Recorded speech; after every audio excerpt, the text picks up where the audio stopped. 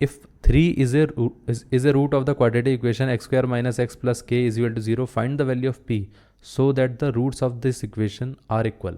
अब देखिए ये बिल्कुल पिछले वाले क्वेश्चन जैसा ही है कि यहाँ पर कहा गया है कि एक हमारे पास क्वाड्रेटिक इक्वेशन है, उसकी वैल्यू कितनी है X square minus x plus के इज इक्वल टू 0, और यहाँ पर हमारे पास एक रूट दे रखा है 3, इसका रूट है 3, और कहा गया है कि हमारे पास एक और इक्वेशन है X square plus K times of 2x plus K plus 2 plus P is equal to 0.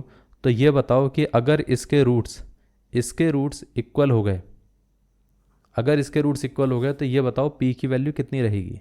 इतना क्लियर है. तो सबसे पहले हम क्या करेंगे, फर्स्ट वाली इक्वेशन को देख लेते हैं. इस इक्वेशन के अगर हिसाब से हम देखें तो यहाँ पर अगर 3 इसका रूट है तो इसका मतलब x की वैल्यू 3 यहाँ पर हम रख सकते हैं.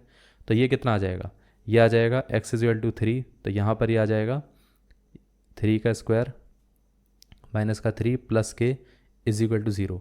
तो 3 स्क्वायर 9 हो गया, 9 माइनस 3 कितना होगा, 6 आ जाएगा, प्लस के इज इक्वल टू 0. तो यहाँ से के की वैल्यू कितनी आ गई, माइनस का 6.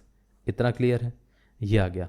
अब के की वैल्यू को हम इधर लिख सकते हैं. तो यहाँ पर ये कितना आ जाएगा, ये आ जाएगा एक्स स्क्वायर प्लस माइनस का 6 इंटू 2x, और फिर यहाँ पर ये कितना आएगा, ये आ जाएगा माइनस का 6 plus 2 plus P is equal to 0.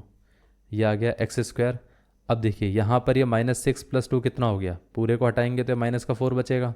अब यहाँ से माइनस 6 इससे मल्टीप्लाई होगा तो ये हो जाएगा माइनस का 12x. माइनस 6 माइनस 4 से मल्टीप्लाई होगा तो प्लस का कितना आ गया 24 plus P is equal to 0. अब ये वाला पूरा पोर्शन क्या हो गया, अगर हम इस इक्वेशन के हिसाब से देखें तो a हमारे पास आ गया 1, b आ गया हमारे पास माइनस का 12, और c कितना आ गया 24 प्लस p. उसने कहा है कि इसके रूट्स इक्वल होने चाहिए, इसका मतलब इसका d क्या होना चाहिए, 0 के इक्वल होना चाहिए. इतना क्लियर है. तो यहाँ पर ये कितना आ जाएगा, d की वैल्यू कितनी है, d को हम ऐसा बोल सकते हैं कि B square minus 4ac is equal to 0 होना चाहिए.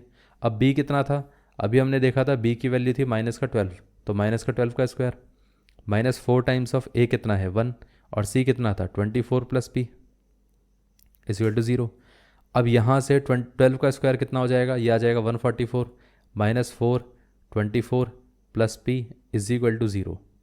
अब यहाँ से हम ऐसा भी तो बोल सकते हैं कि 144 माइनस 4 इंटू 24 कितना रहेगा, 24 इंटू 4 96 माइनस का 4p इज इक्वल टू 0. तो यहाँ से ये कितना आ जाएगा, 144 माइनस 96 कितना होगा, ये आ जाएगा 48, और इसको हम राइट साइड पर ले जाएंगे तो ये आ जाएगा 4p. ये दोनों कैंसिल आउट हो गए तो यहाँ पर बचा 12. तो p की वैल्यू कितनी आ गई 12. ये आंसर है.